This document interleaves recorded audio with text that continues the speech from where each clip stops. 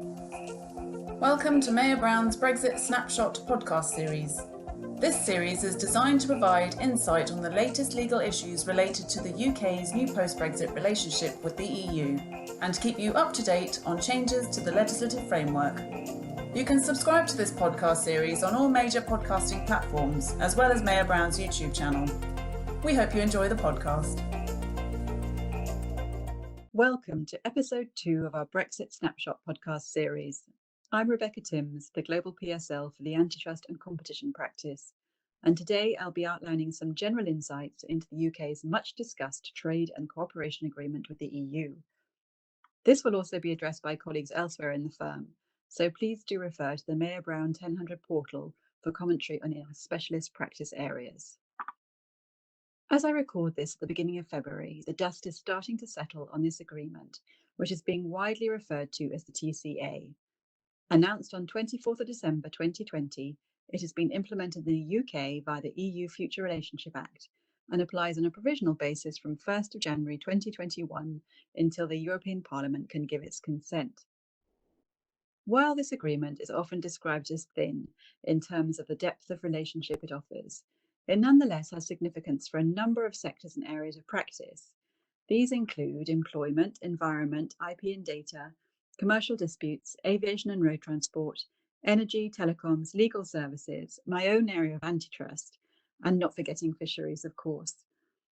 So in this podcast, I will offer 10 insights into what the TCA means, and perhaps just as importantly, what it doesn't mean for the future trading relationship between the UK and the EU. The first thing to say is that this long-awaited agreement will not be the end of the story. The TCA is a single agreement with a single governance structure, but it's designed to act as a foundation or baseline for further agreements and arrangements over time. It's accompanied by joint declarations in areas which have yet to be decided on, such as regulatory cooperation in financial services, subsidy control, and the adoption of permanent data adequacy decisions. There are also a number of built-in milestones and deadlines, for example, a grace period for rules of origin declarations, and deadlines for further arrangements in fields such as energy and aviation. Significantly, there will also be regular sectoral reviews at different intervals, after which the terms of the agreement may be modified. The second and notable point about this deal is that it's highly unusual, to state the obvious. The two parties to the agreement are starting from a position of total regulatory convergence. As is being widely reported in the media, it creates new barriers to trade which did not exist before 31st of December 2020 in order to facilitate divergence. Crucially, there will be no tariffs or quotas on the movement of goods between the EU and the UK, provided that they meet relevant rules of origin. However, as we know, there will still be significant non-tariff barriers. My third point is that the deal relates largely to trade in goods and makes fairly limited provision for trade in services. While UK businesses have lost their automatic right to offer services across the EU, the TCA does contain a number of provisions removing barriers to trade. However, these provisions only apply unless otherwise stated in the agreement, and in many cases businesses will also need to check the lists of individual member state requirements set out in some very lengthy annexes. The TCA doesn't and wasn't intended to make provision for UK financial services firms to access the single market. As I mentioned at the beginning of this podcast, the UK and EU have agreed a non-binding joint declaration to establish a framework for cooperation on financial regulation issues. Watch this space. Fourthly, in terms of governance, a new political body called the UK-EU Partnership Council will oversee the implementation and interpretation of the TCA and provide a forum for disputes at the political level.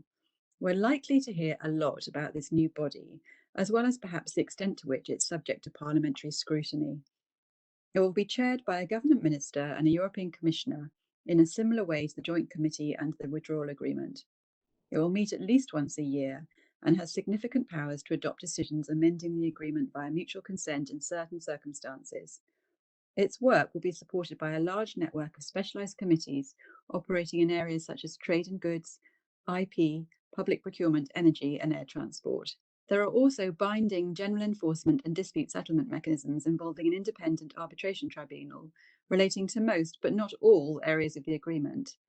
This means that either side can engage in cross-sector retaliation in case of non-compliance with arbitration rulings. In this scenario, the complaining party could suspend its obligations under parts of the agreement, for example, by imposing tariffs or quotas, or alternatively request temporary compensation from the other party.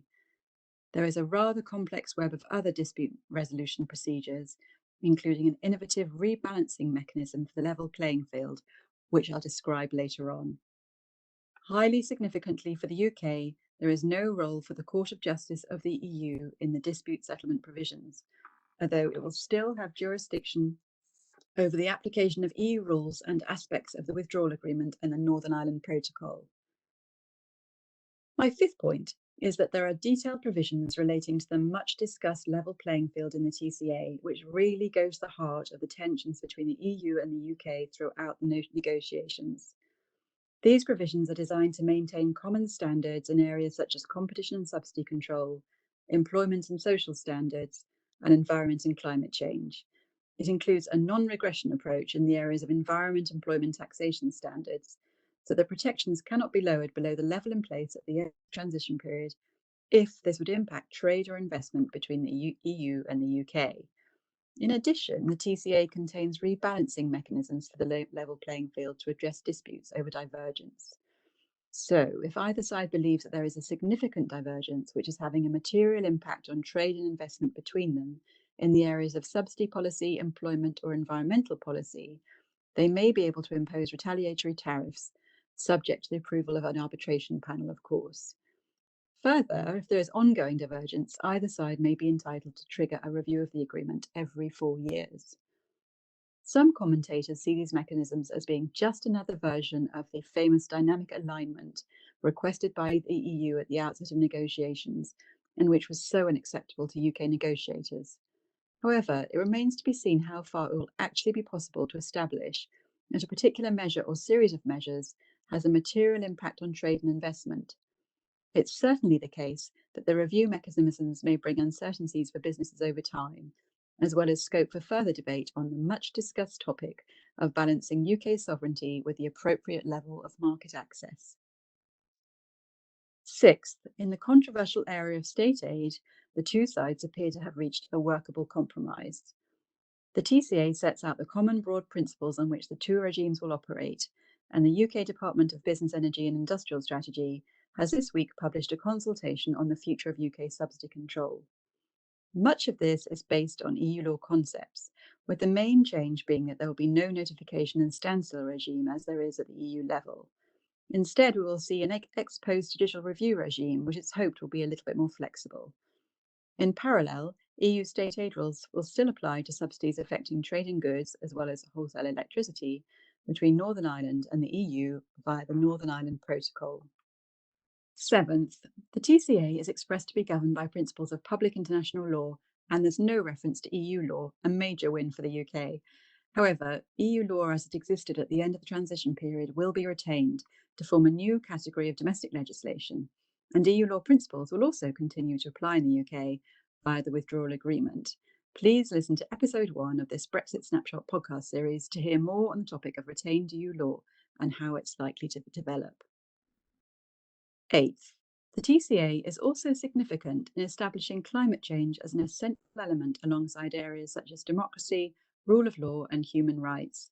This is the first time the EU has included combating climate change as an essential element in a bilateral agreement with a third country. It introduces the possibility of the agreement being suspended or terminated in the event that there is a, quote, serious and substantial failure by either party to fulfill its commitments in this area. Ninth, as I noted earlier, the TCA is implemented in the UK via the EU Future Relationship Act. This creates new provisions of domestic law to implement the agreement, as well as making some areas directly applicable in the UK. It also contains a general implementing provision giving effect to our existing domestic legislation, with the modifications required to implement the TCA. This last provision seems to leave a lot of scope for political decision-making by our courts and authorities, and is another whole topic in itself. And finally, the agreement itself is really not set in stone. In addition to the scope for changes via the work of the Partnership Council and potentially significant review mechanisms I referred to earlier, there will be a general joint review by the parties every 5 years. And as well as the termination provision I mentioned earlier, it can also be ended by either party on 1 year's notice. So all in all, it's clear that the EU-UK future relationship will continue to develop over time through a process of ongoing discussion and negotiation. It's difficult to predict at this moment how exactly it will unfold. While some believe that closer and stronger relationships will inevitably develop, given the geographical location of the UK, others see this as the start of a new era of greater regulatory autonomy. Indeed, Prime Minister Boris Johnson states in the foreword to the government explainer on the TCA that, quotes, "The responsibility now falls on our shoulders to take full advantage of the freedom of action our country has regained." In my own view, much will depend on how the experience of Brexit plays out in practice, and whether there will be the political appetite for reopening the debate in the UK at the next general election in 4 years' time, in particular in relation to the much discussed topic of market access versus sovereignty. And that, which is intended to give a brief overview of a very lengthy agreement and some of its more significant implications for businesses. The one thing we do know is that the issue of the UK's evolving relationship with the EU is not going to go away.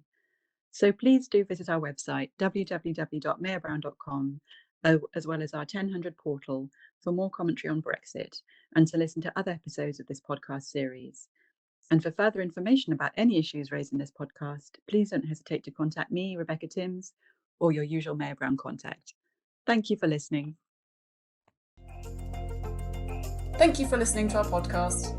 To learn more about other Mayor Brown podcasts, please visit mayorbrown.com/podcasts.